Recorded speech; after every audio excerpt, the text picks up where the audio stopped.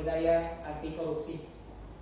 Namun sebelumnya sebelum lanjut, mohon perhatian bahwa saya perlu menyampaikan beberapa hal terkait dengan petunjuk keselamatan.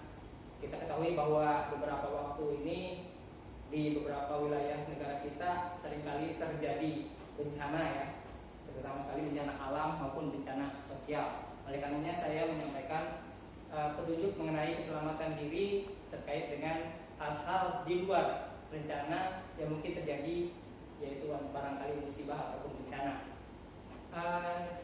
Kita ketahui bahwa untuk ruangan ini kita hanya ada satu pintu masuk dan keluar, ada di sebelah kiri saya. Jika terjadi sesuatu dan lain hal, kita sama-sama nanti keluar melalui pintu tersebut. Kemudian kita langsung menuju ke tangga naik. Itu juga hanya satu akses yang bisa kita lalui, dan lalu nanti kita ada titik kumpul, yaitu di lapangan parkir depan. Paham ya Bapak dan Ibu sekalian? Yaitu wajib kita sampaikan, karena bagaimanapun kita ingin datang ke tempat kerja ini selamat, maka pulang pun dalam keadaan selamat. Kita memulai acara ini dengan selamat, maka keluar pun dalam keadaan selamat. Baik, relax dulu sebentar barangkali Bapak dan Ibu sekalian sebelum kita masuk ke materi yang mungkin ya berat sih enggak gitu. Tapi ya ini ada mungkin saya perlu sampaikan supaya kita ada sedikit penyegaran terlebih dahulu. Ini ada saya menyiapkan kuis di kahoot.com. Bapak dan Ibu bisa dilihat, bisa di screenshot. Cuma sayangnya karena keterbatasan waktu, mungkin kita tidak lakukan secara on the spot sekarang ya. Silakan di screenshot. Nanti bagi Bapak dan Ibu yang berkenan untuk mengikuti kuis, silakan masuk ke kahoot.com, ke kuis PAK dengan kode sebagaimana tercantum. Nanti bagi Bapak dan Ibu yang 100% atau jawabannya bisa benar semua, mudah-mudahan bisa mendapatkan hadiah ataupun souvenir dari panitia seperti itu. Dan nggak banyak sih untuk soalnya, kurang lebih 25 lah kira-kira seperti itu.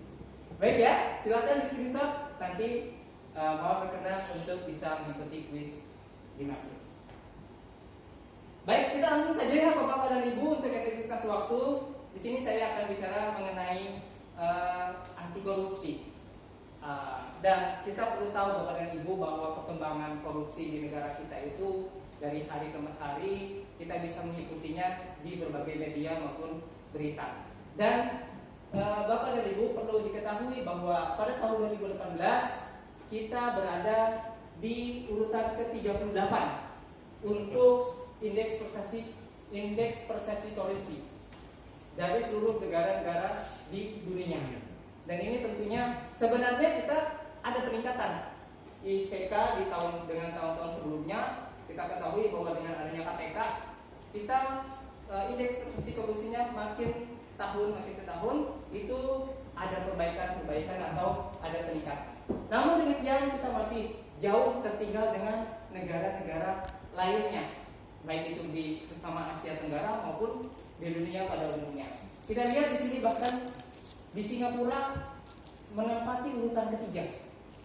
Kemudian Australia, Hong Kong, Jepang di urutan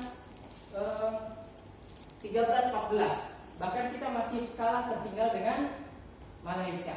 Nah, ini mungkin menjadi suatu catatan sendiri bahwa ternyata korupsi di negara kita itu masih menggurita, masih banyak, masih ditemukan, masih banyak para koruptor yang kemudian terkena OTT, yang kemudian juga terkena tangkap tangan seperti itu.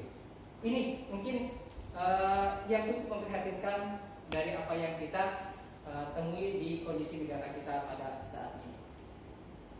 Nah, coba kita bayangkan Bapak dan Ibu sekalian, bagaimana seandainya kalau negeri kita itu tanpa korupsi?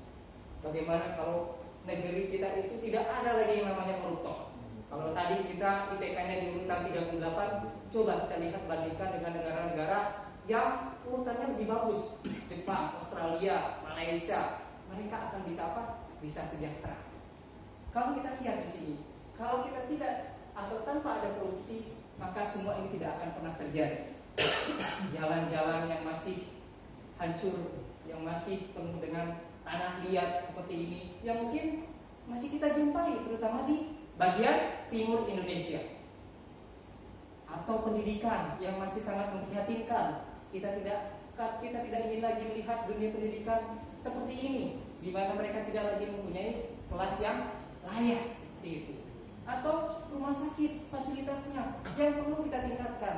Jangan mungkin seperti kita ketika di sini, kita di kota tua, rumah sakit gedungnya bagus tapi fasilitasnya kosong, tapi fasilitasnya tidak memadai, sehingga kalau ada mungkin teman saudara kita yang sakit harus dirujuk ke Ambon, dirujuk ke Jakarta.